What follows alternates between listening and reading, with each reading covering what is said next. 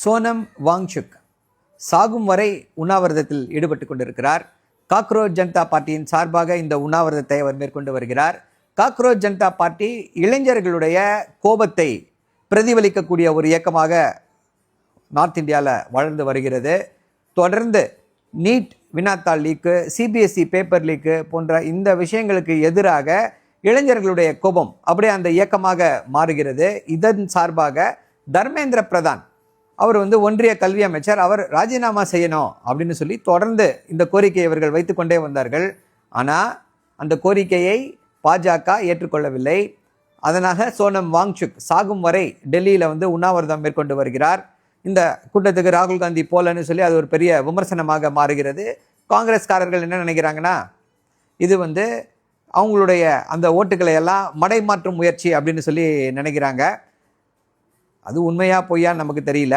But எல்லா அரசியல் கட்சி தலைவர்களும் போய் அங்கே அதற்கு ஆதரவு தெரிவித்து வந்தார்கள். திமுகவின் சார்பாக அண்ணன் ஆர் ராசா அவர்கள் போய் ஆதரவு தெரிவித்து விட்டு வந்தார்.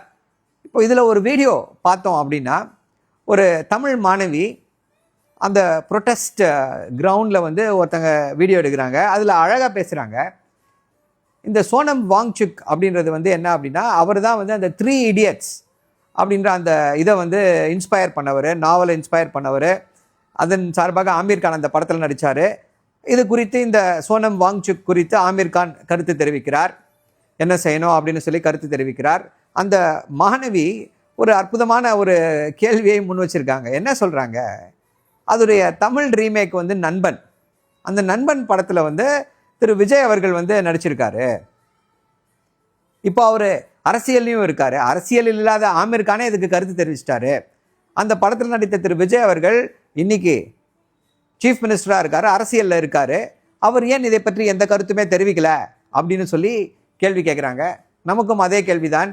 இந்த சோனம் வாங்சுக் பற்றியோ இல்லை காக்ரோச் ஜனதா பார்ட்டி பற்றியோ தாவேகா ஏன் எந்த கருத்தையும் தெரிவிக்கவில்லை? திரு விஜய் அவர்கள் ஏன் மௌனமாகவே இருக்கிறார்?